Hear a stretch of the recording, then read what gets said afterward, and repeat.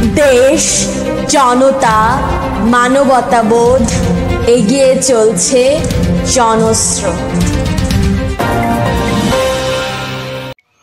জীবনে ঝুঁকি নিয়ে, পরিবারের ঝুঁকি নিয়ে 24 ঘন্টা আমরা আমাদের সেবা দিয়ে আসছি।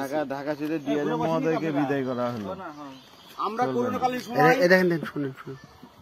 যখন দেশের মানুষ, সারা বিশ্বের মানুষ গৃহে আশ্রয় নিয়েছিলেন, তখনও আমরা নিজের জীবন বাজি রেখে এই রেলের চাকা সচল রেখেছি।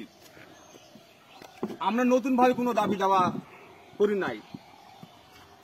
আমরা মনে করি এই রেল অঙ্গনের কিং আমরা চালক, আমরা কিং, আমরা রাজা।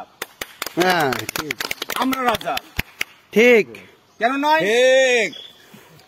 আমরা এক চাকা ঘুরলাই, আমরা ট্রেন চালাই, ট্রেন পরিচালিত করি, আর 95% লোক এই সমস্ত বিষয়ে হিসাব নিকাশ নিয়ে ব্যস্ত। এলএম গেল কে কন্ট্রোল প্রথম, সেটাও থেকে শুরু করি। আজকে 491 আপ যাবে কে? এলএম আবুল কালাম আজাদ, এলএম ফজলুর রহমান। কন্ট্রোল কোন দিচ্ছে? লালমনিরহাট থেকে। এলএম যাবে কে? আবুল কালাম আজাদ, এলএম ফজলুর রহমান। সেটা উঠে হয়েছে, ওকে। গার্ড সাহেব আসছে, এলএম সাহেব আসছে,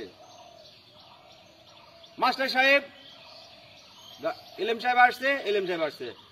গাড়ি শুরু হলো, চাকা ঘুরতে শুরু হলো, টিকিট বিক্রি শুরু হলো। ডিএমই, এএমই, লোকো ফোরম্যান, কলম্যান, আদার্স ম্যান থেকে শুরু করে সবাই আমাদের উপর ডিপেন্ডেন্ট।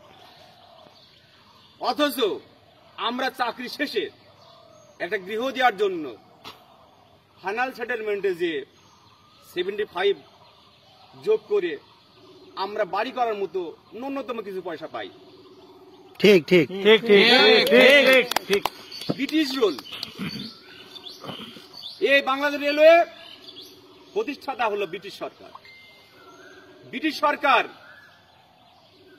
রেলকে উন্নয়ন করার জন্য, দেশকে উন্নয়ন করার জন্য কি কি পদক্ষেপ নেওয়া